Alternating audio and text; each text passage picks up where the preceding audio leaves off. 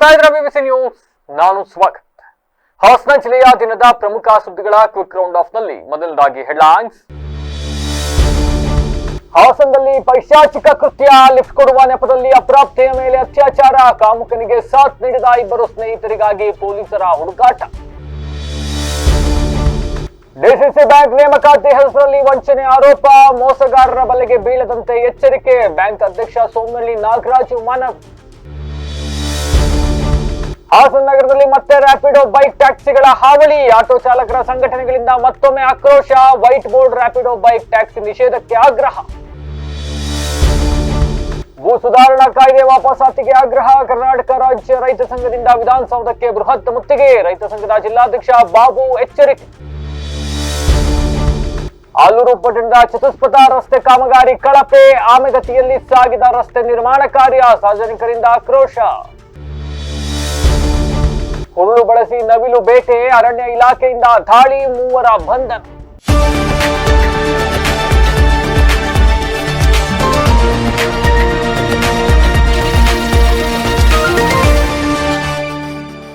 ವಾರ್ತೆಗಳ ವಿವರ. ಹಾಸನ ಜಿಲ್ಲೆಯಲ್ಲಿ ಮಾನವೀಯತೆಗೆ ತಲೆ ತಗ್ಗಿಸುವಂತಹ ಪೈಶಾಚಿಕ ಕೃತ್ಯವೊಂದು ಬೆಳಕಿಗೆ ಬಂದಿದೆ. ಪರಿಚಯದ ಲಾಭವನ್ನ ಪಡೆದು ಮನೆಗೆ ಡ್ರಾಪ್ ಕೊಡುವ ನೆಪದಲ್ಲಿ ಅಪ್ರಾಪ್ತ ಬಾಲಕಿಯೊಬ್ಬಳನ್ನ ಕರೆದೊಯ್ದು ಅತ್ಯಾಚಾರ ಎಸಗಿರುವ ಘಟನೆ ಹಾಸನ ನಗರದಲ್ಲಿ ನಡೆದಿರ್ತಕ್ಕಂಥದ್ದು. ಪದವಿ ವಿದ್ಯಾಭ್ಯಾಸ ಮಾಡುತ್ತಾ ಜೊತೆಗೆ ಪಾನಿಪುರಿ ಅಂಗಡಿಯನ್ನ ನಡೆಸ್ತಾ ಇದ್ದ ಸಾಗರ್ ಎಂಬಾತ ಈ ಹೇಯ ಕೃತ್ಯವನ್ನ ಎಸಗಿರ್ತಕ್ಕಂಥದ್ದು. ಈತನಿಗೆ ಸಂತ್ರಸ್ತ ಅಪ್ರಾಪ್ತ ಬಾಲಕಿ ಮುಂಚಿತವಾಗಿ ಪರಿಚಯ ಇದ್ದಳು ಅಂತ ಹೇಳಲಾಗ್ತಾ ಇದೆ. ಬಾಲಕಿ ರಸ್ತೆಯಲ್ಲಿ ಹೋಗ್ತಿದ್ದಾಗ ಆಕೆಯನ್ನ ಬೈಕ್ ನಲ್ಲಿ ಡ್ರಾಪ್ ಕೊಡೋದಾಗಿ ನಂಬಿಸಿ ತನ್ನೊಂದಿಗೆ ಕರ್ಕೊಂಡು ಹೋಗಿದ್ದಾನೆ. ತದನಂತರ ನಿರ್ಜನ ಪ್ರದೇಶಕ್ಕೆ ಕರ್ಕೊಯ್ದು ಹಾಸನದ ರಿಂಗ್ ರಸ್ತೆಯಲ್ಲಿ ಇರ್ತಕ್ಕಂಥ ನಯರಾ ಪೆಟ್ರೋಲ್ ಬಂಕಿಂದ ಸ್ವಲ್ಪ ಮುಂದೆ ಅಲ್ಲಿ ಕರ್ಕೊಂಡು ಹೋಗಿ ಆಕೆಯ ಮೇಲೆ ಬಲವಂತವಾಗಿ ಅತ್ಯಾಚಾರವನ್ನ ಎಸಗಿದ್ದಾನೆ ಅಂತ ತಿಳಿದು ಬಂದಿದೆ. ಇನ್ನು ಈ ವಿಷಯವನ್ನ ಯಾರಿಗಾದ್ರೂ ಹೇಳಿದ್ರೆ ನಿನ್ನನ್ನ ಕೊಲೆ ಮಾಡ್ಬಿಡ್ತೀನಿ ಅಂತ ಕಿಡಿಗೇಡಿ ಸಾಗರ್ ಬೆದರಿಕೆ ಹಾಕಿದ್ದಂತೆ. ಕಾಮುಕನ ಬೆದರಿಕೆ ಹಾಗೂ ಆತನ ಮುಂದಿನ ನಡೆಗೆ ಗಾಬರಿಗೊಂಡ ಬಾಲಕಿ ತನ್ನ ಪ್ರಾಣ ಮತ್ತೆ ಮಾನವನ್ನ ರಕ್ಷಿಸಿಕೊಳ್ಳೋದಕ್ಕೆ ಚಲಿಸ್ತಾ ಇದ್ದ ಬೈಕ್ ನಿಂದ ದಿಢೀರನೆ ಕೆಳಗೆ ಜಿಗಿದಿದ್ದಾಳೆ. ಬೈಕಿಂದ ಜಿಗಿದು ಕಾಪಾಡಿ ಕಾಪಾಡಿ ಅಂತ ಕೂಕೊಂಡಿದ್ದಾಳೆ. ಈ ಸಂದರ್ಭದಲ್ಲಿ ಸ್ಥಳೀಯರು ಆಕೆಯ ನೆರವಿಗೆ ಬಂದಿದ್ದಾರೆ, ಆಕೆಯನ್ನ ಕಾಪಾಡಿದ್ದಾರೆ. ಆದ್ರೆ ಬಾಲಕಿಗೆ ಸಾಕಷ್ಟು ಗಾಯಗಳಾಗಿದ್ದಾವೆ, ಗಂಭೀರವಾಗಿ ಗಾಯಗೊಂಡಿದ್ದಾಳೆ. ಸದ್ಯ ಆಕೆಯನ್ನ ಆಸ್ಪತ್ರೆಗೆ ದಾಖಲಿಸಿ ಚಿಕಿತ್ಸೆಯನ್ನು ಕೊಡಿಸಲಾಗ್ತಾ ಇದೆ. ಇನ್ನು ಘಟನೆಗೆ ಸಂಬಂಧಿಸಿದಂತೆ ನೊಂದ ಬಾಲಕಿಯ ಕಡೆಯವರು ನೀಡಿದ ದೂರಿನ ಮೇರೆಗೆ ಹಾಸನದ ಮಹಿಳಾ ಪೊಲೀಸ್ ಠಾಣೆಯಲ್ಲಿ ಪ್ರಕರಣ ದಾಖಲಾಗಿದೆ. ತಕ್ಷಣವೇ ಕಾರ್ಯಪ್ರವೃತ್ತರಾದ ಪೊಲೀಸರು ಮುಖ್ಯ ಆರೋಪಿ ಸಾಗರ್ನನ್ನ ವಶಕ್ಕೆ ಪಡೆದು ವಿಚಾರಣೆಯನ್ನ ನಡೆಸ್ತಾ ಇದ್ದಾರೆ. ಪ್ರಾಥಮಿಕ ತನಿಖೆಯ ಪ್ರಕಾರ ಈ ಹೇಯ ಕೃತ್ಯಕ್ಕೆ ಸಾಗರ್ನ ಇಬ್ಬರು ಸ್ನೇಹಿತರು ಸಾಥ್ ನೀಡಿದ್ರು ಅಂತಕ್ಕಂಥದ್ದು ಕೂಡ ಈಗ ಬೆಳಕಿಗೆ ಬಂದಿರತಕ್ಕಂಥದ್ದು. ಇವತ್ತು ದುರುಳ ಯಾರು ಸಾಗರ್ ಇದ್ದಾನೆ ಆತನನ್ನ ಸ್ಥಳಕ್ಕೆ ಕರ್ಕೊಂಡು ಹೋಗಿ ಸ್ಪಾಟ್ ಮಾಜರ್ ಎಲ್ಲವನ್ನು ಕೂಡ ಮಾಡಿದ್ದಾರೆ. ಸದ್ಯ ಇಬ್ಬರು ಸ್ನೇಹಿತರು ತಲೆಮರೆಸಿಕೊಂಡಿದ್ದಾರಂತೆ. ಪೊಲೀಸರು ಆರೋಪಿಗಳ ಬಂಧನಕ್ಕೆ ಜಾಲವನ್ನ ಬೀಸಿದ್ದಾರೆ. ಮಾಮೂಲಿ ಗಾಡಿ ರನ್ನಿಂಗ್ ಅಲ್ಲಿ ಬರ್ತಾ ಇದ್ದೆ ನಾನು. ಅವ್ರು ಆ ಕಡೆಯಿಂದ ಬಂದ್ಬಿಟ್ಟು ಅಲ್ಲಿ ಯೂ ಟರ್ನ್ ತಗೊಂಡು ಅವ್ನು ಫೋನಲ್ಲಿ ಮಾತಾಡ್ತಾ ಇದ್ದ ಹುಡುಗ. ಈ ಹುಡುಗಿ ಒಂದೇ ಸರಿ ಗಾಡಿಯಿಂದ ಜಂಪ್ ಮಾಡಿಬಿಟ್ಟು ಬಿದ್ದು ಓಡ್ ಬಂತು. ಬಟ್ಟೆ ಎಲ್ಲ ಫುಲ್ ಗಲೀಜಾಗೋಗಿತ್ತು. ಓಡ್ ಬಂದ್ಬಿಟ್ಟು ಕಾಪಾಡಿ ಕಾಪಾಡಿ ಅವ್ರನ್ನ ಸಾಯಿಸ್ಕೊಡ್ತಾರೆ ಅಂತ ಹೇಳ್ಬಿಟ್ಟು ಅಲ್ಲೇ ಬಿದ್ದು ರೋಡಲ್ಲೇ ಬಿದ್ದೋಯ್ತು. ಅಷ್ಟೇ, ಅದೊಂದು ಡೈರೆಕ್ಟ್ ಆಗಿ ನೋಡಿರೋದು ನಾವು ಕಣ್ಣಾರೆ. ಎಷ್ಟು ಜನ ಹುಡುಗಿರು, ಎಷ್ಟು ಜನ ಹುಡುಗರು ಇದ್ರು? ಹುಡುಗ ಒಬ್ಬ ಇದ್ದಿದ್ದು ಬೈಕಲ್ಲಿ, ಇಬ್ಬರೇ ಬಂದಿದ್ದು ಬೈಕಲ್ಲಿ. ಒಟ್ಟಲ್ಲಿ ಆ ಹುಡುಗಿ ಸಡನ್ ಆಗಿ ಅನ್ಕೊಂಡ್ ಮುಂದೆ ನಾನು ಗಾಡಿ ಹಂಗೆ ಸ್ಲೋ ಮಾಡಿದೆ. ಹಂಗೆ ಎಗರ್ಬಿಟ್ಟು ಬಿದ್ಬಿಟ್ಟು ಎದ್ದು ಓಡ್ ಬಂದ್ಬಿಡ್ತು ಕಾಪಾಡಿ ಕಾಪಾಡಿ ಅಂತ. ಹಾಸನ ಜಿಲ್ಲಾ ಸಹಕಾರ ಕೇಂದ್ರ ಬ್ಯಾಂಕ್ ಅಂದ್ರೆ ಡಿಸಿಸಿ ಬ್ಯಾಂಕ್ ಯಾವುದೇ ಹೊಸ ಹುದ್ದೆಗಳಿಗೆ ನೇಮಕಾತಿ ಅಧಿಸೂಚನೆ ಅಥವಾ ಆದೇಶವನ್ನ ಹೊರಡಿಸಿಲ್ಲ. ಆದಾಗ್ಯೂ ಕೂಡ ಕೆಲ ಕಿಡಿಗೇಡಿಗಳು ಉದ್ಯೋಗ ನೀಡುವ ಆಮಿಷವನ್ನು ಮುಟ್ಟಿ ಅಭ್ಯರ್ಥಿಗಳಿಂದ ಹಣ ವಸೂಲಿ ಮಾಡ್ತಾ ಇರತಕ್ಕಂಥ ಬಗ್ಗೆ ದೂರುಗಳು ಬಂದಿದ್ದು, ಉದ್ಯೋಗಾಕಾಂಕ್ಷಿಗಳು ಇಂತಹ ಮೋಸಗಾರರ ಬಲೆಗೆ ಬೀಳದಂತೆ ಎಚ್ಚರಿಕೆ ವಹಿಸಬೇಕು ಅಂತ ಸ್ವತಃ ಬ್ಯಾಂಕಿನ ಅಧ್ಯಕ್ಷರಾದಂತಹ ಸೋಮನಹಳ್ಳಿ ನಾಗರಾಜ್ ಅವರು ಮನವಿ ಮಾಡಿದ್ದಾರೆ. ಸುದ್ದಿಗೋಷ್ಠಿಯಲ್ಲಿ ಮಾತನಾಡಿದ ಅವರು, ಬ್ಯಾಂಕಿನ ವಿವಿಧ ದರ್ಜೆಯ 83 ಹುದ್ದೆಗಳ ನೇಮಕಾತಿಗೆ 2018ರಲ್ಲಿ ಅಧಿಸೂಚನೆಯನ್ನು ಹೊರಡಿಸಲಾಗಿತ್ತು. ಕಿರಿಯ ಸಹಾಯಕ ಹುದ್ದೆಗೆ 54, IT ಸೂಪರ್ವೈಸರ್ 7, ಅಟೆಂಡರ್ 22, ಹೀಗೆ ಬೇರೆ ಬೇರೆ ಹುದ್ದೆಗಳಿಗೆ ಸಹಕಾರ ಇಲಾಖೆಯ ಅನುಮತಿಯನ್ನು ಪಡೆದು 2018ರ ನವೆಂಬರ್ 5ನೇ ತಾರೀಕು ನೇಮಕಾತಿ ಪ್ರಕ್ರಿಯೆ ಆರಂಭಿಸಲಾಗಿತ್ತು. ಆದರೆ 2019ರ ಅಕ್ಟೋಬರ್ 25ನೇ ತಾರೀಕು ಸಹಕಾರ ಇಲಾಖೆ ನಿಬಂಧಕರು ಸರ್ಕಾರದ ನಿರ್ದೇಶನದಂತೆ ನೇಮಕಾತಿ ಪ್ರಕ್ರಿಯೆಯನ್ನ ತಾತ್ಕಾಲಿಕವಾಗಿ ಸ್ಥಗಿತಗೊಳಿಸೋಕೆ ಆದೇಶ ನೀಡಿದ್ರು. ಈ ಆದೇಶವನ್ನ ಪ್ರಶ್ನಿಸಿ ಬ್ಯಾಂಕ್ನ ಆಡಳಿತ ಮಂಡಳಿ ಹೈಕೋರ್ಟ್ಗೆ ರಿಟ್ ಅರ್ಜಿ ಸಲ್ಲಿಸಿತ್ತು. ಬಳಿಕ 2018ರ ಅಧಿಸೂಚನೆಗೆ ಸಂಬಂಧಿಸಿದಂತೆ ಯಾವುದೇ ಮುಂದಿನ ಕ್ರಮವನ್ನ ಕೈಗೊಂಡಿಲ್ಲ. ಇದೀಗ ಕೆಲ ಸಮಾಜಘಾತಕ ವ್ಯಕ್ತಿಗಳು ಬ್ಯಾಂಕಿನ ವಿವಿಧ ಹುದ್ದೆಗಳಿಗೆ ನೇಮಕಾತಿ ಮಾಡಿಕೊಡ್ತಾ ಇದ್ದಾರೆ ಅಂತ ಹೇಳಿ ಅಭ್ಯರ್ಥಿಗಳು ಹಾಗೂ ಅವರ ಕುಟುಂಬದವರನ್ನ ವಂಚಿಸ್ತಾ ಇದ್ದಾರೆ. ಬ್ಯಾಂಕಿನ ಮುಖ್ಯ ಕಾರ್ಯನಿರ್ವಹಣಾಧಿಕಾರಿಗಳ ಸಹಿಯನ್ನೇ ಫೋರ್ಜರಿ ನಕಲಿ ಸೈನ್ ಮಾಡ್ಕೊಂಡ್ಬಿಟ್ಟಿದ್ದಾರಂತೆ. ಬ್ಯಾಂಕ್ನ ಲೆಟರ್ ಹೆಡ್ ಅನ್ನ ದುರುಪಯೋಗ ಪಡಿಸಿಕೊಂಡು 2024 ದಿನಾಂಕವನ್ನು ನಮೂದಿಸಿದ ನಕಲಿ ಲಿಖಿತ ಪರೀಕ್ಷೆಯ ಪ್ರವೇಶ ಪತ್ರವನ್ನ ಅಭ್ಯರ್ಥಿಗಳಿಗೆ ಕಳುಹಿಸಿರ್ತಕ್ಕಂಥ ಪ್ರಕರಣಗಳು ಬೆಳಕಿಗೆ ಬಂದಿದ್ದಾವೆ. ಹಾಗಾಗಿ ಸಾರ್ವಜನಿಕರು ಮತ್ತು ಅಭ್ಯರ್ಥಿಗಳು ಯಾವುದೇ ಆಮಿಷಗಳಿಗೆ ಒಳಗಾಗದೆ ನೇರವಾಗಿ ಬ್ಯಾಂಕಿನ ಪ್ರಧಾನ ಕಚೇರಿಯನ್ನು ಸಂಪರ್ಕಿಸಿ ಇಂಥದ್ದೇನಾದ್ರು ಡೌಟ್ ಇದ್ರೆ ಮಾಹಿತಿಯನ್ನು ಪಡ್ಕೊಳ್ಳಿ ಅಂತ ಮನವಿಯನ್ನ ಮಾಡಿದ. ಏನೋ ಸುದ್ದಿಗೋಷ್ಠಿಯಲ್ಲಿ ಡಿಸಿಸಿ ಬ್ಯಾಂಕ್ ನಿರ್ದೇಶಕರಾದ ಹೊನವಳ್ಳಿ ಸತೀಶ್, ಗಿರೀಶ್ ಚನ್ನವೀರಪ್ಪ, ಕಡದಳ್ಳಿ ಮಂಜೇಗೌಡ, ಜಯರಾಮ್ ಸೇರಿದಂತೆ ಇನ್ನಿತರರು ಹಾಜರಿದ್ದರು. ನೇಮಕಾತಿ ಮಾಡ್ಕೊಳ್ಳಿಕ್ಕೆ ಅರ್ಜಿನ ಕರಿತೀವಿ. ತದನಂತರ ಅರ್ಜಿಗಳೆಲ್ಲ ಬಂದಾದ ನಂತರ ಅದಕ್ಕೆ 2019 2ನೇ ತಿಂಗಳು 10ನೇ ತಾರೀಕು IT ಸೂಪರ್ವೈಸರ್ಸ್ದು ರಿಟರ್ನ್ ಟೆಸ್ಟ್ ಆಗ್ತದೆ. ಅದಾದ ನಂತರ 2019 6-14ನೇ ತಾರೀಕು ಕಿರಿಯ ಸಹಾಯಕರದು ಲಿಖಿತ ಪರೀಕ್ಷೆ ಆಗ್ತದೆ. ಮತ್ತು 30ನೇ ತಾರೀಕಲ್ಲಿ ಅಟೆಂಡರ್ದು ಲಿಖಿತ ಪರೀಕ್ಷೆ ಆಗ್ತದೆ. ಅದಾದ ನಂತರ 25 ಮತ್ತು 2019 10ನೇ ತಿಂಗಳು 25ನೇ ತಾರೀಕಲ್ಲಿ ಸರ್ಕಾರದಿಂದ ನೇಮಕಾತಿ ಆದೇಶಕ್ಕೆ ತಡೆಯಾಜ್ಞೆ ಬರ್ತದೆ. ನಾವು ಮುಂದುವರೆದಂತೆ ನಾವು ಉಚ್ಚ ನ್ಯಾಯಾಲಯದಲ್ಲಿ ಒಂದು ರಿಟ್ ಪಿಟಿಷನ್ನು ಹೋಗ್ತೀವಣ್ಣ. ಅದೀಗ ಆ ಒಂದು ನೇಮಕಾತಿ ಪ್ರಕ್ರಿಯೆ ತಡೆಯಾಜ್ಞೆಯಿಂದ ಈ ಕೋರ್ಟ್ ಹಂತದಲ್ಲಿ ಅದು ಪ್ರೋಸೆಸ್ಸಲ್ಲಿದೆ ಅಣ್ಣ. ಅದು ಈಗ ಏನಾಗಿದೆ ಅಂತ ಅಂದರೆ ನಿಮಗೆಲ್ಲ ಮಾಹಿತಿ ಬಂದಿರ್ಬೋದು ಅಂತ ನಾವು ಕೂಡ ಭಾವಿಸ್ತಾ, ವಿಶೇಷವಾಗಿ ಅರಸೀಕೆರೆ ತಾಲೂಕು ಆ ಭಾಗದಲ್ಲಿ ಇವರೇನು ಈ ಘಾತಕರು ಏನಿದ್ದಾರೆ ಅವರು ಕೆಲವು ಅಮಾಯಕ ಅಭ್ಯರ್ಥಿಗಳಿಂದ ಅವ್ರಿಗೆ ಆಮಿಷಗಳನ್ನ ಒಡ್ಡಿ ನಿಮಗೆ ಹುದ್ದೆಗಳನ್ನ ಕೊಡಿಸ್ತೀವಿ ಅಂತ ಎಲ್ಲ ಕಡೆ ಹಣ ವಸೂಲಿ ಮಾಡ್ತಾಯಿದ್ದಾರೆ ಅನ್ನೋದು ನಮ್ಮ ಗಮನಕ್ಕೆ ಬಂತು ಅಣ್ಣ. 2020ರಲ್ಲಿ ನಾವು ಬಂದ ನಂತರ ನಾವೇನು ಮಾಡಿದೋ, ಆವಾಗಲೇ ಪ್ರಕಾಶ್ ಗೌಡರು SP ಅವರು ಇದ್ದರು, ಅವ್ರ ಗಮನಕ್ಕೆ ತಂದು ಅಲ್ಲಿ ನಮ್ಮೊಟ್ಟಿಗೆ ಯಾರೋ ಒಬ್ಬ ಅಭ್ಯರ್ಥಿ ಬಂದಿದ್ದ, ಅವನು ಕರ್ಕೊಂಡೋದನ್ನು SP ಅವ್ರ ಹತ್ರಕ್ಕೆ ನಾನು ಮತ್ತು ನಮ್ಮ MD ಅವರು ಹೋದು. ಅವ್ರೇನು ಮಾಡ್ತಾರೆ, ಕ್ರೈಮ್ ಇನ್ಸ್ಪೆಕ್ಟ್ರು ದೇವೇಂದ್ರಪ್ಪನಿಗೆ ರೆಫರ್ ಮಾಡ್ತಾರೆ. ಅವ್ರ ಹತ್ರಕ್ಕೆ ಹೋದಾಗ ಅವರು ಅದಕ್ಕೆ ಪೂರಕವಾದ ಏನಾದ್ರು ದಾಖಲಾತಿಗಳಿದ್ರೆ, ಯಾರು ಫೋನ್ ಕಾಂಟ್ಯಾಕ್ಟಲ್ಲಿ ಮಾತಾಡಿದರೆ ಅದಕ್ಕೇನಾದ್ರು ದಾಖಲಾತಿಗಳು. ಹಾಸನ ನಗರದಲ್ಲಿ ರ್ಯಾಪಿಡೋ ಸೇರಿದಂತೆ ಖಾಸಗಿ ಬೈಕ್ ಟ್ಯಾಕ್ಸಿಗಳ ಹಾವಳಿ ಹೆಚ್ಚಾಗ್ತಾ ಇರ್ತಕ್ಕಂಥದ್ರ ವಿರುದ್ಧ ಈಗ ಆಟೋ ಚಾಲಕರ ಸಂಘಟನೆಗಳು ಮತ್ತೊಮ್ಮೆ ಆಕ್ರೋಶ ಹೊರಹಾಕಿದ್ದಾರೆ. ವೈಟ್ ಬೋರ್ಡ್ ವಾಹನಗಳ ವಾಣಿಜ್ಯ ಬಳಕೆಯನ್ನ ತಕ್ಷಣವೇ ಸಂಪೂರ್ಣವಾಗಿ ನಿಲ್ಲಿಸಬೇಕು ಅಂತ ಸರ್ಕಾರವನ್ನು ಆಗ್ರಹಿಸಿದ್ದಾರೆ. ಈ ಕುರಿತು ಆಟೋ ಚಾಲಕರ ಸಂಘದ ರಾಜ್ಯ ಉಪಾಧ್ಯಕ್ಷ ದಿಲೀಪ್ ಮಾತನಾಡಿ, ಹಿಂದಿನಿಂದಲೂ ಕೂಡ ರ್ಯಾಪಿಡೋ ಬೈಕ್ಗಳು ರಸ್ತೆಗಿಳಿದು ಸಂಚರಿಸ್ತಾ ಇದ್ವು. ಆದರೆ ವೈಟ್ ಬೋರ್ಡ್ ಬೈಕ್ಗಳಲ್ಲಿ ಪ್ರಯಾಣಿಕರನ್ನ ಕರೆದೊಯ್ಯುವಾಗ ಸಂಭವಿಸಿದ ಹಲವು ಅಪಘಾತಗಳ ನಂತರ ಇವುಗಳಿಗೆ ಕಾನೂನುಬದ್ಧ ಸುರಕ್ಷತೆ ಇಲ್ಲ ಎಂಬುದಾಗಿ ಸಾಬೀತಾಗಿದೆ. ಈ ಹಿನ್ನೆಲೆಯಲ್ಲಿ ಯಾವುದೇ ಕಾರಣಕ್ಕೂ ಕೂಡ ರ್ಯಾಪಿಡೋ ಸೇರಿದಂತೆ ಖಾಸಗಿ ಬೈಕ್ ಟ್ಯಾಕ್ಸಿಯನ್ನು ರಸ್ತೆಗಿಳಿಸುವಂತಿಲ್ಲ ಅಂತ ಸ್ವತಃ ಸಾರಿಗೆ ಸಚಿವರೇ ಈ ಹಿಂದೆ ಸ್ಪಷ್ಟ ಆದೇಶವನ್ನ ನೀಡಿದ್ರು. ಆದರೆ ಬೈಕ್ ಟ್ಯಾಕ್ಸಿಗಳ ಕಾರ್ಯಾಚರಣೆಗೆ ಸಂಬಂಧಿಸಿದಂತೆ ಹೈಕೋರ್ಟ್ ಸರ್ಕಾರಕ್ಕೆ ಸ್ಪಷ್ಟ ರೂಪುರೇಷೆಯನ್ನ ಸಿದ್ಧಪಡಿಸಿ ಆದೇಶ ಹೊರಡಿಸುವಂತೆ ಸೂಚಿಸಿದೆ. ಈಗಾಗಲೇ ಜೀವನಾವಶ್ಯಕ ವಸ್ತುಗಳ ಬೆಲೆ ಏರಿಕೆಯಾಗಿ ಆಟೋ ಚಾಲಕರ ಬದುಕು ಕುಸಿದು ಹೋಗ್ಬಿಟ್ಟಿದೆ. ಇಂತಹ ಪರಿಸ್ಥಿತಿಯಲ್ಲಿ ನಿಯಮಬಾಹಿರವಾಗಿ ವೈಟ್ ಬೋರ್ಡ್ ಬೈಕ್ ಟ್ಯಾಕ್ಸಿಗಳಿಗೆ ಅವಕಾಶ ನೀಡಿದ್ರೆ ಆಟೋ ಚಾಲಕರು ಬೀದಿಗೆ ಬೀಳಬೇಕಾಗತ್ತೆ. ಹೀಗಾಗಿ ಸರ್ಕಾರ ವೈಟ್ ಬೋರ್ಡ್ ವಾಹನಗಳ ವಾಣಿಜ್ಯ ಬಳಕೆಯನ್ನ ತಕ್ಷಣವೇ ಸಂಪೂರ್ಣವಾಗಿ ನಿಲ್ಲಿಸಬೇಕು ಅಂತ ಒತ್ತಾಯಿಸಿದ್ದಾರೆ. ಸರ್, ಇದು ನನ್ನ ಪ್ರಶ್ನೆ ಇವ್ರು ಹೇಳ್ತಾರಲ್ಲ, ಬೇರೆ ಗಾಡಿಲಿ ಬೇರೆ ನಂಬರ್ಗೆ ಹೊಡಿತಿದಾರ ಅಂತ. ಹೆಂಗ್ ಹೊಡಿಬೋದು? ತಡೆಯೋಣ, ಒಂದ್ ನಿಮಿಷ ಹೇಳಪ್ಪ. ಇದೇ ಗಾಡಿ ನಂಬರ್ ಅಲ್ಲಿ ನಾವು ಹೊಡಿಬೋದಾ? ಯಾವ ಗಾಡಿ ನಂಬರ್? ಇದೇ ಗಾಡಿ ನಂಬರ್ ಹಾಕಿ ಎಲ್ಲ ಬೋಲ್ಡ್ ಹಾಕಿಸ್ಕಪ್ಪ. ನಾನು ಕಟ್ತಿದ್ದೀನಿ ಟ್ಯಾಕ್ಸ್, ನೀನ್ ಕಟ್ಟು. ಟ್ಯಾಕ್ಸ್ ಕಟ್ಬಿಟ್ಟು ತಗೋಬೇಕು. ಪ್ಯಾಸೆಂಜರ್ ತಾನೆ, ಪ್ಯಾಸೆಂಜರ್ ಅಲ್ವಲ್ಲಪ್ಪ. ಈಗ ಪ್ಯಾಸೆಂಜರ್ ಆಕ್ಸಿಡೆಂಟ್ ಆದ್ರೆ ನಿನ್ ಕ್ಲೈಮ್ ಮಾಡ್ಕೊತೀಯಾ? ಬೆಂಗಳೂರಲ್ಲಿ ಆಗಿಲ್ವಲ್ಲಪ್ಪ, ಎಲ್ಲಿ ಕ್ಲೈಮ್ ಆಗುತ್ತೆ? ಅಲ್ಲ, ವೈಟ್ ಬೋಲ್ಡ್ ಅಲ್ಲಿ ನೀನ್ ಹೆಂಗೆ ಎಲ್ಲೋ ಬೋಲ್ಡ್ ಪ್ಯಾಸೆಂಜರ್ ಹೊಡಿತೀಯಪ್ಪ? ನಾನು ಕೆಲ ಪ್ರಶ್ನೆ, ಬಾಡಿಗೆ ಹೆಂಗ್ ಹೊಡಿತೀಯಾ? ಸರ್, ಇವರು ಅನ್ಲೀಗಲ್ ಆಗಿ ಕೋರ್ಟ್ ಆದೇಶ ಇಲ್ದಲೆ ಇವತ್ತಿಗೂ ಕೂಡ ಇವರು ರ್ಯಾಪಿಡೋ ಕಂಟಿನ್ಯೂ ಮಾಡ್ತಾ ಇದ್ದಾರೆ. ಈ ಸರ್ಕಾರದ ಏನಾಗಿದೆ ಅಂದ್ರೆ ಸರ್, ಅಡ್ಡಗೋಡೆ ಮೇಲೆ ದೀಪ ಇಟ್ಟಿರೋಂಥ ಸರ್ಕಾರ. ನಮ್ಮ ರಾಜ್ಯ ಸರ್ಕಾರದಲ್ಲಿ ಯಾವುದೇ ರೀತಿ ಆದೇಶ ಕಾಪಿ ಇನ್ನೂ ಹೊರಡಿಸಿಲ್ಲ ಸರ್ ಕೋರ್ಟಿಂದ. ಆದ್ರೂ ಕೂಡ ಇವ್ರು ನೋಡಿ ಇವತ್ತು 5 ಗಾಡಿ ರ್ಯಾಪಿಡೋ ಹೊಡಿತಾ ಇದ್ದಾರೆ. ಕೇಳಿದ್ರೆ ಅದು ಬೇರೆ ಅಫೆನ್ಸು. ಬೇರೆ ಗಾಡಿ ನಂಬರ್ ತಂದು ಬೇರೆ ಗಾಡಿ ಬುಕ್ ಮಾಡಿ ಈ ಗಾಡಿನಲ್ಲಿ ಹೊಡಿತಾ ಇದ್ದಾರೆ. ನಾಳೆ ದಿವಸ ಈ ಗಾಡಿನಲ್ಲಿ ಏನಾರು ಹೆಚ್ಚು ಕಮ್ಮಿ ಆಯ್ತು, ಯಾರನ್ನೋ ಕರ್ಕೊಂಡೋಗಿ ಏನೋ ಪ್ರಾಬ್ಲಮ್ ಆಯ್ತು ಅಂದ್ರೆ ಯಾರು ಜವಾಬ್ದಾರಿ? ಇಲಾಖೆಯಿಂದ ಏನ್ ಮಾಡ್ತಾ ಇದ್ದಾರೆ ಸರ್? ನಮ್ ಡಿಮ್ಯಾಂಡ್ ಏನಿಲ್ಲ ಸರ್. ರ್ಯಾಪಿಡೋ ಅವ್ರಿಗೆ ಅಧಿಕೃತವಾಗಿ ಅವ್ರಿಗೆ ಲೈಸೆನ್ಸ್ ಆದ್ರೆ ಅವ್ರು ಹೊಡ್ಕೊಳ್ಳಿ ಸರ್, ನಮ್ಗೇನಿಲ್ಲ. ನಾವು ಏನ್ ಮಾಡ್ಬೇಕು ಅದ್ರ ತಕ್ಕಂಗೆ ನಾವು ಮಾಡ್ಕೊಂಡು ಹೋಗ್ತೀವಿ. ಆದ್ರೆ ಇವ್ರು ಇವರು ಅನ್ಲೀಗಲ್ ಆಗಿ ಮಾಡ್ತಾ ಇದ್ದಾರೆ ಈ ಕೆಲಸನ. ದಯವಿಟ್ಟು RTO ಅಧಿಕಾರಿಗಳು ಇದ್ರ ಬಗ್ಗೆ ಕ್ರಮ ವಹಿಸಬೇಕು. ಮತ್ತೆ ನಮ್ಮ ಏನಿದೆ ನಮ್ಮ ಟ್ರಾಫಿಕ್ ತಡೀರೋ ಗಲಾಟೆ ಮಾಡಬೇಡ್ರಿ. ಒಂದು ನಿಮಿಷ ಯಶು ನಾವು ಹೇಳ್ತಿರೋದಿಷ್ಟೇ. ಈಗ ರ್ಯಾಪಿಡೋ ಮುಂದೆ ಅಂದ ಕಾಲದಿಂದಲೂ ರ್ಯಾಪಿಡೋ ಬಂದಿತ್ತು, ಓಡಿಸ್ತಾ ಇದ್ರು. ಸುಮಾರು ಅಪಘಾತಗಳಾದಾಗ ವೈಟ್ ಬೋರ್ಡಿಗೆ ವಿಮೆ ಆಗಲ್ಲ ಅಂತ ಗೊತ್ತಾಯ್ತು, ಎಲ್ಲ ರೆಡಿ ಆಗಿದೆ. ಈಗ ಸರ್ಕಾರ ಏನು ಆದೇಶ ಮಾಡ್ತು, ಯಾವುದೇ ಕಾರಣಕ್ಕೂ ರ್ಯಾಪಿಡೋರ್ನ ರೋಡಲ್ಲಿ ಓಡಿಸುವಾಗಿಲ್ಲ ಅಂತ ಹೇಳ್ಬಿಟ್ಟು ಮಾನ್ಯ ಸಚಿವರೇ ಕೂಡ ಆರ್ಡರ್ ಮಾಡಿದ್ದಾರೆ. ಅದು ರೂಪರೇಷೆಗಳು. ಹೈಕೋರ್ಟ್ ಏನು ಹೇಳಿದೆ, ರೂಪರೇಷೆಗಳನ್ನ ಮಾಡಿ ನೀವು ಆದೇಶ ಕೊಡಿ ಅಂತ ಸರ್ಕಾರಕ್ಕೆ ಆದೇಶ ಕೊಟ್ಟಿದೆ. ಅದಕ್ಕೆ ನಮ್ಮ ಇಲಾಖೆಗೆ ಸಂಬಂಧಪಟ್ಟಂತೆ ಅಂದರೆ ಸಾರಿಗೆ ವೆಹಿಕಲ್ಸ್ಗಳಿಗೆ ಸಂಬಂಧಪಟ್ಟಂತೆ ಅಲ್ಲಿ ಏನು ಹೇಳ್ತಾ ಇದ್ದಾರೆ ಅಂತಂದರೆ, ಈಗ ನೀವು ವೈಟ್ ಬೋರ್ಡು 1+1 ಪ್ಯಾಸೆಂಜರ್ ಇನ್ಶೂರೆನ್ಸ್ ಕಟ್ಟಿ, ವೈಟ್ ಬೋರ್ಡ್ 3 ತಿಂಗಳಿಗೆ ಒಂದ್ಸತಿ ಟ್ಯಾಕ್ಸ್ ಕಟ್ಟಿ, 1+1 ಇನ್ಶೂರೆನ್ಸ್ ಕಟ್ಟಿ, ದಯಮಾಡಿ ಅದು ಇತ್ಯರ್ಥ ಆಗೋವರೆಗೂ ನಮ್ಮ ಆಟೋದರ ಹೊಟ್ಟೆ ಮೇಲೆ ಹೊಡಿಬಾರ್ದು.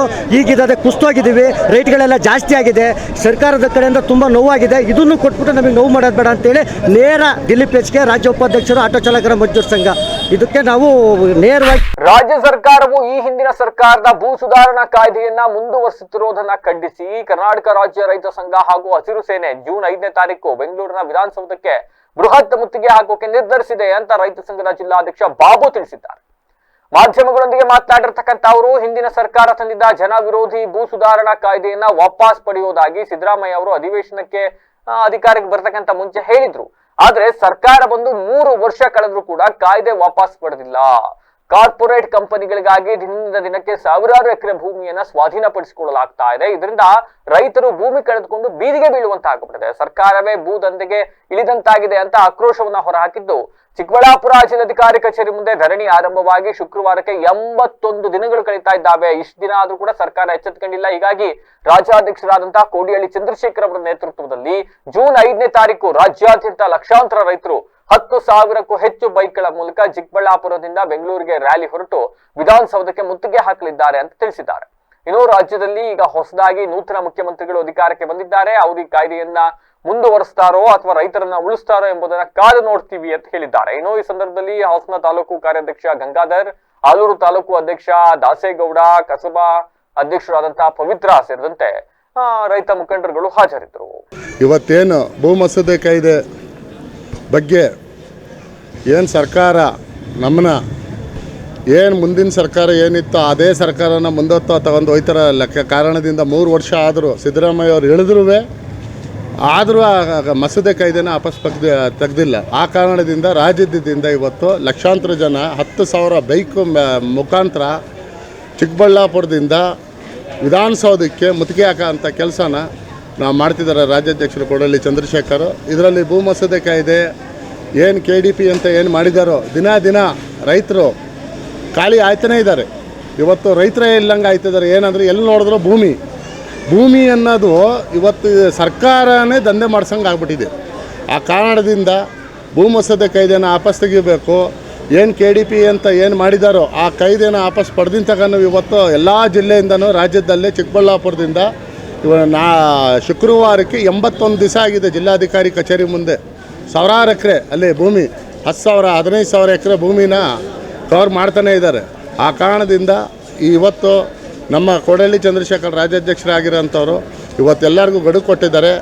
ಎಲ್ಲ ಇವತ್ತು ಈ ಗಾಡೀಲಿ ಎಲ್ಲೆಲ್ಲಿ ರೈತರು ಇದ್ದಾರೆ, ಚನ್ನರಾಪಟ್ಟಣ ಇದ್ದಾರೆ, ಚನ್ನರಾಪಟ್ಟಣ ಹತ್ತಿದ್ದಾರೆ, ಹಿರೀಶವ ಎಲ್ಲ ಹತ್ತಿದೆ. ನಾಳೆ ನಾವು ಚಿಕ್ಕಬಳ್ಳಾಪುರದಲ್ಲಿ 5ನೇ ತಾರೀಕಿಗೆ ಹಾಸನ ಜಿಲ್ಲೆಯಿಂದ ಹೆಚ್ಚು ಸಂಖ್ಯೆಯಲ್ಲಿ ಸಾವಿರಾರು ಸಂಖ್ಯೆಯಲ್ಲಿ ಹೋಗಬೇಕು ಅಂತ ಹೇಳಿ ಏನು ಹೇಳಿ ಈಗ ಟ್ರೈನು ರೈತರಿಗೆ ಇನ್ನೇನು ನಮ್ಗೆ ಅಂತ ಇರೋದೇ ರೈಲೇ ಒಂದು ಸೇವೆ ಮಾಡ್ತಾರೆ. ಅದು ರೈಲೇ ಇವತ್ತು ನಮ್ಮನ್ನೆಲ್ಲ ರೈತರನ್ನ ಹೋರಾಟಕ್ಕೆ ಇವತ್ತೇನಾರು ಇದ್ದಿದ್ರಂದ್ರೆ ಇವತ್ತು ರೈಲ್ವೇನೇ ಒಂದೇ. ರೈಲ್ವೆ ಡಿಪಾರ್ಟ್ಮೆಂಟ್ ಬಿಟ್ಟರೆ ಯಾವುದು ನಮಗೆ ಸರಿಯಾದ ರೀತಿ ಬಂಧಿಸ್ತಿದ್ದಲ್ಲ. ಆದರೆ ಕರ್ನಾಟಕ ರಾಜ್ಯ ರೈತ ಸಂಘ ರೈತ ಚಳವಳಿ ಯಾವುದೇ ಕಾರಣಕ್ಕೂ ನಾವು ರೈಲಲ್ಲೇ ಹೋಗ್ತೀವಿ, ರೈಲಲ್ಲೇ ಬರ್ತೀವಿ. ಆಲೂರು ಪಟ್ಟಣದ ಬೆಂಗಳೂರು ಮಂಗಳೂರು ಮುಖ್ಯ ರಸ್ತೆಯನ್ನ ವೀರಶೈವ ಕಲ್ಯಾಣ ಮಂಟಪದಿಂದ ಬೈರಾಪುರದ ರಸ್ತೆ ತನಕ 1 ಕಿಲೋಮೀಟರ್ ಮಾರ್ಗವನ್ನ ಚತುಷ್ಪಥಕ್ಕೆ ಗುದ್ದಲಿ ಪೂಜೆಯಾಗಿ 2 ತಿಂಗಳಾದ್ರೂ ಕೂಡ ಕಾಮಗಾರಿಯನ್ನ ಮುಗಿಸಿಲ್ಲ. ಕಾಮಗಾರಿಯನ್ನ ಆಮೆಗತಿಯಲ್ಲಿ ಮಾಡಲಾಗ್ತಾ ಇದ್ದು ಅದು ಕೂಡ ಕಳಪೆಯಿಂದ ಕೂಡಿದೆ ಅಂತ ಈಗ ಸಾರ್ವಜನಿಕರು ಆಕ್ರೋಶವನ್ನು ಹೊರಹಾಕಿರ್ತಕ್ಕಂಥದ್ದು. ಬೈರಾಪುರ ಮುಖ್ಯ ರಸ್ತೆಗೂ ಸುಮಾರು ಅಂದಾಜು 4 ಕೋಟಿ ಮೊತ್ತದ ಕೆಲಸವನ್ನ ಕೈಗೆತ್ತಿಕೊಂಡಿದ್ದು, ಅದರಲ್ಲಿ ಕೋನೆಪೇಟೆಯ ವೀರಶೈವ ಕಲ್ಯಾಣ ಮಂಟಪದಿಂದ ಬೈರಾಪುರ ರಾಷ್ಟ್ರೀಯ ಹೆದ್ದಾರಿವರೆಗೂ ಸುಮಾರು 1.5 ಕಿಲೋಮೀಟರ್ ದೂರದಷ್ಟು ರಸ್ತೆ ಅಗಲೀಕರಣ ಹಾಗೂ ಡಿವೈಡರ್ ನಿರ್ಮಾಣಕ್ಕೆ ಶಾಸಕ ಸಿಮೆಂಟ್ ಮಂಜು ಅವರು ಚಾಲನೆ ನೀಡಿದ್ರು. ಚಾಲನೆ ನೀಡಿ 2 ತಿಂಗಳಾದ್ರೂ ಕೂಡ ಕಾಮಗಾರಿ ಪೂರ್ಣಗೊಳ್ಳದೆ ಆಮಗತಿಯಲ್ಲಿ ಸಾಗ್ತಾ ಇದೆ. ವಿಳಂಬ ಮತ್ತು ಅವೈಜ್ಞಾನಿಕವಾಗೂ ಕೂಡ ಇದೆ ಅಂತ ಸಾರ್ವಜನಿಕರು ಈಗ ಅಸಮಾಧಾನವನ್ನ ಹೊರಹಾಕಿರ್ತಕ್ಕಂಥದ್ದು. ಈ ಸಂದರ್ಭದಲ್ಲಿ ಸಾರ್ವಜನಿಕರಾದ ರಾಜೇಶ್ ಹಾಗೂ ಮತ್ತಿತರರು ಮಾತನಾಡಿದ್ದಾರೆ. ರಸ್ತೆ ಕಾಮಗಾರಿ ಸಂಪೂರ್ಣ ಕಳಪೆಯಿಂದ ಕೂಡಿದ್ದು, ಕೆಲವೆಡೆ ಕಾಟಾಚಾರಕ್ಕೆ ಕೆಲಸವನ್ನ ಮುಗಿಸಿ ಕೈ ತುಳಿಯುವ ಹುನ್ನಾರ ನಡೆಸ್ತಾ ಇದ್ದಾರೆ. ಕಳಪೆ ಕಾಮಗಾರಿಗೆ ಅಧಿಕಾರಿಗಳು ಕೂಡ ಶಾಮೀಲಾಗಿದ್ದಾರೆ ಅಂತ ತಮ್ಮ ಅಸಮಾಧಾನವನ್ನ ಹೊರಹಾಕಿದ್ದಾರೆ. ಎಲ್ಲಂದ್ರಲ್ಲಿ ರಸ್ತೆ ಮಧ್ಯೆ ಡಿವೈಡರ್ ನಿರ್ಮಿಸಿದ್ದಾರೆ. ಡಿವೈಡರ್ಗೆ ಕರ್ವ್ ಸ್ಟೋನ್ ಇಟ್ಟಿಗೆಯನ್ನ ಬಳಸಿ ಸಿಮೆಂಟ್ ನಿಂದ ತೆಳುವಾಗಿ ಪ್ಯಾಚ್ ಮಾಡಲಾಗಿದೆ. ಎಲ್ಲಂದ್ರಲ್ಲಿ ರಸ್ತೆ ಮೇಲೆ ಮಣ್ಣು ಬಿದ್ದೈತೆ, ಸ್ಯಾಂಡ್ ಬಿದ್ದಿದೆ, ಇಟ್ಟಿಗೆಯನ್ನ ಸುರ್ಕೊಂಡು ಹೋಗಿದ್ದಾರೆ. ವಾಹನ ಸವಾರರಿಗೆ ಇದರಿಂದ ಬಹಳ ಸಂಚಾರಕ್ಕೆ ಕಷ್ಟಕರವಾಗಿದೆ. ಇನ್ನು ಕೆಲವೆಡೆ ಕೆಲಸವೇ ಆರಂಭಗೊಂಡಿಲ್ಲ. ಅಲ್ಲಲ್ಲಿ ಒಂದಿಷ್ಟು ಜಲ್ಲಿ ಕಲ್ಲುಗಳನ್ನ ಹಾಕಿದ್ದಾರೆ. ಮಳೆ ಟೈಮು ಜಾರುತ್ತೆ, ಕೆಲಸ ನಡೀತಾ ಇಲ್ಲ. ಕೆಲಸ ಆರಂಭಗೊಂಡು 2 ತಿಂಗಳಾದ್ರೂ ಕೂಡ ಕಾಮಗಾರಿ ವೇಗಗತಿಯಲ್ಲಿ ಸಾಗ್ತಾ ಇಲ್ಲ. ಇದರಿಂದ ಕೂಡಲೇ ಎಚ್ಚೆತ್ತುಕೋಬೇಕು. ಸಂಬಂಧಪಟ್ಟವರು ವಾಹನ ಸವಾರರಿಗೆ ಆಗ್ತಿರ್ತಕ್ಕಂಥ ತೊಂದರೆಯನ್ನ ಪರಿಹರಿಸಬೇಕು, ಕಾಮಗಾರಿಯನ್ನ ಗುಣಮಟ್ಟವಾಗಿ ಮಾಡಬೇಕು ಅಂತ ಆಗ್ರಹಿಸಿದ್ದಾರೆ. ಆಲೂರಲ್ಲೇ ವಾಸ ಆಗಿರೋದು. ಈ ರೋಡು ತುಂಬಾ ಅವೈಜ್ಞಾನಿಕವಾಗಿ ಮಾಡಿದ್ದಾರೆ. ಡಿವೈಡ್ರು ಆ ಕಡೆಗೆ ಅವೈಜ್ಞಾನಿಕವಾಗಿ ಆ ಕಡೆಗೆ ಸ್ವಲ್ಪ ಜಾಗ ಇದು ಮಾಡಿದ್ದಾರೆ, ಈ ಕಡೆಗೆ ಕಡಿಮೆ ಜಾಗ ಮಾಡಿದ್ದಾರೆ. ಮತ್ತೆ ಡಿವೈಡ್ರು ಇದು ಡಿವೈಡ್ರಿಗೆ ಹೋಗಿ ಇದು ಮಾಡಿದ್ರೆ ಅಲ್ಲಿ ಯಾವುದೇ ತರ ಗಟ್ಟಿ ಇಲ್ಲ. ಡಿವೈಡ್ರು ಎಲ್ಲ ತುಂಬಾ ಅವೈಜ್ಞಾನಿಕವಾಗಿ ಮಾಡಿದ್ದಾರೆ. ಮತ್ತೆ ರೋಡ್ ಎಲ್ಲ ತುಂಬಾ ಮೊದಲೇ ಗುಂಡಿ ಬಿದ್ದಿದೆ. ಮತ್ತೆ ಇದರಲ್ಲಿ ಅಧಿಕಾರಿಗಳು ಶಾಮೀಲಾಗಿದ್ದಾರೆ ಅಂತ ನಮಗೆ ಅನ್ನಿಸ್ತಾ ಇದೆ. ಇದು ಡಿವೈಡ್ರಿಗೆ ಮಣ್ಣು ತುಂಬಿದ್ದಾರೆ. ಮಣ್ಣು ತುಂಬಿ ಅದು ಯಾವುದೇ ಕಾರಣಕ್ಕೂ ಗಟ್ಟಿ ಮುಟ್ಟಂತೂ ಮಾಡಿಲ್ಲ ಇವರು. ಅದನ್ನ ಯಾವ್ದಾರ ಒಂದು ವೆಹಿಕಲ್ ಬಂದು ಗುದ್ದಿದ್ರೆ ಅದು ಮುರಿದೋಗುತ್ತೆ. ಮತ್ತೆ ಡಿವೈಡ್ರು ಎಲ್ಲೆಲ್ಲಿ ಬೇಕು ಅಲ್ಲಲ್ಲೇ ಓಪನ್ ಮಾಡಿದ್ದಾರೆ. ಯಾರ್ಯಾರಿಗೆ ಬೇಕು ಅನುಕೂಲ ತಕ್ಕನಾಗಿ ಡಿವೈಡ್ರು ಎಲ್ಲೆಲ್ಲಿ ಬೇಕು ಅಲ್ಲಲ್ಲೇ ಓಪನ್ ಮಾಡಿದ್ದಾರೆ. ಇದ್ರಲ್ಲಿ ನನಗೆ ಅನ್ಸುತ್ತೆ ಅಧಿಕಾರಿಗಳು ಯಾರೋ ಶಾಮೀಲಾಗಿರ್ಬೋದು. ಹರೀಶ್ ಅಂತ ಹೇಳಿ ಸರ್, ಬರ್ತೋಳಿ ಅವರು, ಗ್ರಾಮ ಪಂಚಾಯತಿ ಮಾಜಿ ಸದಸ್ಯರು. ಏನೀಗ ಒಂದ್ ಕೋಟಿ ರಸ್ತೆನ ವೀರಶೈವ ಚೌಟ್ರಿಯಿಂದ ಬೈರಾಪುರದವರೆಗೂ ಚತುಷ್ಪಥ ರಸ್ತೆ ಮಾಡ್ತಾ ಇದ್ದಾರೆ. ಆ ರಸ್ತೆ ಪೂರ್ಣವಾಗಿ ಕಳಪೆ ಕಾಮಗಾರಿ ಆಗ್ತಾ ಇದೆ. ಏನು ಅಂತಂದ್ರೆ ಡಿವೈಡರ್ನ ಮಾಡಿದರೆ ಡಿವೈಡರ್ಗೆ ಮಧ್ಯದಲ್ಲಿ ಮಣ್ಣು ತುಂಬ್ತಾ ಇರೋದು ನೋಡಿದ್ರೆ ಡಿವೈಡರ್ ಕಾಲಲ್ಲಿ ಹೋದ್ರೆ ಡಿವೈಡರ್ ಬಿದ್ದೋಗುತ್ತೆ. ಒಂದಾಯ್ತಾ. ಎರಡನೇದೇನು ಅಂತ ಅಂದ್ರೆ ಡಿವೈಡರ್ 1 ಕಿಲೋಮೀಟರ್ ರಸ್ತೆಗೆ ಮಿನಿಮಮ್ ಅಂದ್ರೆ ಒಂದು 10ರಿಂದ 12 ಒಂದು 15 ಆಕ್ಚುಲಿ ಓಪನ್ ಗಳನ್ನ ಕೊಟ್ಟಿದ್ದಾರೆ. ಡಿವೈಡರ್ಗಳಿಗೆ ಓಪನ್ ಎಲ್ಲಿ ಅವಶ್ಯಕತೆ ಇರುತ್ತೆ ಆ ಜಾಗದಲ್ಲಿ ಕೊಡಬೇಕು ಡಿವೈಡರ್ಗಳನ್ನ. ಒಂದು ಸಣ್ಣ ಏರಿಯಾಗೂ ಕೂಡ ಡಿವೈಡರ್ ಕೊಡೋದು ಮೊದಲನೇ ತಪ್ಪು. ಎರಡನೇದೇನು ಅಂತಂದ್ರೆ ಕಾಮಗಾರಿ ಮಾಡ್ತಾ ಇದಾರಲ್ಲ, ಈ ಕಾಮಗಾರಿಲಿ ಯಾವ ತರ ಆಗಿದೆ ಅಂತ ಅಂದ್ರೆ ಈಗ ರಸ್ತೆಗೆ ಈಗ ಆಲ್ಟರ್ನೇಟ್ ಏನಾರ ಒಂದು ರಸ್ತೆ ಮಾಡಬೇಕು. ಆಲ್ಟರ್ನೇಟ್ ರಸ್ತೆ ಇಲ್ಲ, ಏನಿಲ್ಲ. ಅದೇ ರಸ್ತೆಯಲ್ಲಿ ವೆಹಿಕಲ್ಸ್ ಗಳು ತಿರುಗಾಡ್ತಿದೆ. ಅತಿ ಹೆಚ್ಚು ಮಳೆ ಬರ್ತಾರೆ. ನಿನ್ನೆ ಮೊನ್ನೆಯಿಂದ ಮಳೆನೂ ಕೂಡ ಅತಿ ಹೆಚ್ಚಾಗಿ ಮಳೆ ಬರ್ತಾ ಇದೆ. ಶಾಲಾ ಮಕ್ಕಳುಗಳಿಗೆ ಮತ್ತೆ ವಾಹನ ಸಂಚಾರರಿಗೆ ಬಹಳ ಕಷ್ಟ ಆಗ್ತಿದೆ. ಮತ್ತೆ ಕಾಮಗಾರಿ ಮಾಡೋರು ಕೂಡ ಏನು ಅಂತ ಅಂದ್ರೆ ಈಗ ಓಡಾಡೋದಕ್ಕೆ ವೆಹಿಕಲ್ಸ್ ಗಳನ್ನ ಯಾವುದೇ ವೆಹಿಕಲ್ಸ್. ನಮ್ಮ ಆಲೂರಿನ ಪರಿಸ್ಥಿತಿ ಹೇಗಾಗಿದೆ ಅಂದ್ರೆ, ಈಗ ಜೂನ್ ತಿಂಗಳು ಶಾಲಾ ಕಾಲೇಜು ಇವತ್ತೆಲ್ಲ ಪ್ರಾರಂಭವಾಗಿದೆ. ಇವತ್ತಿನ ದಿನ ಆಲೂರು ತಾಲೂಕಲ್ಲಿ ಇವತ್ತಿನ ರೋಡ್ಗಳು ಗುಂಡಿ ಆಗಿರ್ಬೋದು, ಮತ್ತೆ ರೋಡಿನ ಈಗ ಡಿವೈಡರ್ಗಳು ಮಾಡ್ತಾ ಇದಾರೆ, ಕಳಪೆ ಡಿವೈಡರ್ಗಳು ಮಾಡ್ತಾ ಇದಾರೆ. ಹಾಗೆ ಜಲ್ಲಿಗಳು ಹಾಕಿ ಇವತ್ತು ಶಾಲಾ ಮಕ್ಕಳು ಸೈಕಲಲ್ಲಿ ಬೈಕಲ್ಲಿ ಹೋಗಕ್ಕಾಗ್ತಲ್ಲ, ಹೆಣ್ಮಕ್ಳು ಕೂಡ ರೋಡಲ್ಲಿ ಹೋಗಕ್ಕಾಗ್ತಲ್ಲ. ಡಿವೈಡರ್ಗಳನ್ನು ಕೂಡ ಕಳಪೆ ಕಾಮಗಾರಿ ಮಾಡ್ತಾ ಇದಾರೆ. ಹಾಗೆ ಈಗ ಮಳೆಗಾಲದಲ್ಲಿ ಇತ್ತೀಚೆಗೆ 1 ತಿಂಗಳು 2 ತಿಂಗಳಾಯ್ತು ಈ ರೋಡನ್ನ ಮಾಡ್ತೀವಿ ಅಂತ ಹೇಳಿ ಈ ಶಾಸಕರು ಇರ್ಬೋದು, ಸರ್ಕಾರ ಇರ್ಬೋದು, ಈ ತರ ಒಂಥರ ಕೆಟ್ಟ ಇದನ್ನ ಯೋಚನೆ ಮಾಡಿ ಈ ತರ ರೋಡ್ಗಳು ಆಗಿರ್ಬೋದು, ಡಿವೈಡರ್ಗಳಾಗಿರ್ಬೋದು, ಕಳಪೆಯನ್ನ ಮಾಡಬಾರ್ದು.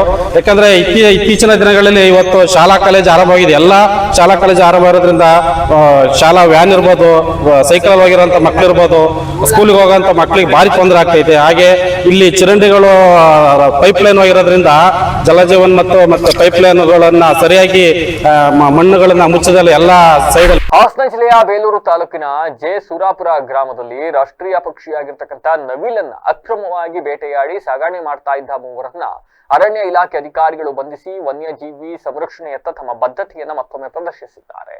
ಬಂಧಿತರನ್ನ ಅಂಗಳ್ಳಿ ಗ್ರಾಮದ ಭಯ್ಯ, ಸಮಾದರಾಜ್ ಹಾಗೂ ಶ್ರೀನಾಥ್ ಅಂತ ಗುರುತಿಸಲಾಗಿದೆ. ಆರೋಪಿಗಳು ಹೆಣ್ಣು ನವಿಲನ್ನ ಹುರುಳು ಹಾಕಿ ಬಲೆಗಳ ಸಹಾಯದಿಂದ ಬೇಟೆಯಾಡಿ ಸಾಗಾಟ ಮಾಡ್ತಾ ಇದ್ರು.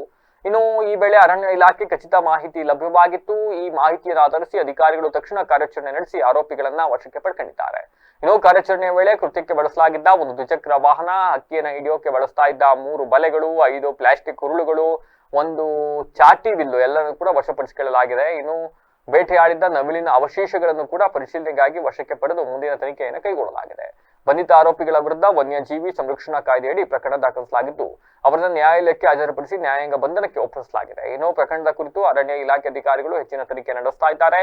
ಈ ಕಾರ್ಯಾಚರಣೆಯಲ್ಲಿ ವಲಯ ಅರಣ್ಯಾಧಿಕಾರಿ ಯತೀಶ್, ಡಿಆರ್ಎಫ್ಒ ಮೋಹನ್ ಕುಮಾರ್, ಅರಣ್ಯ ರಕ್ಷಕರಾದ ಮಂಜುನಾಥ್, ಸವಿತಾ, ಸತೀಶ್ ಹಾಗೂ ಪ್ರಕಾಶ್ ಸೇರಿದಂತೆ ಸಿಬ್ಬಂದಿಗಳು ಭಾಗವಹಿಸಿದರು.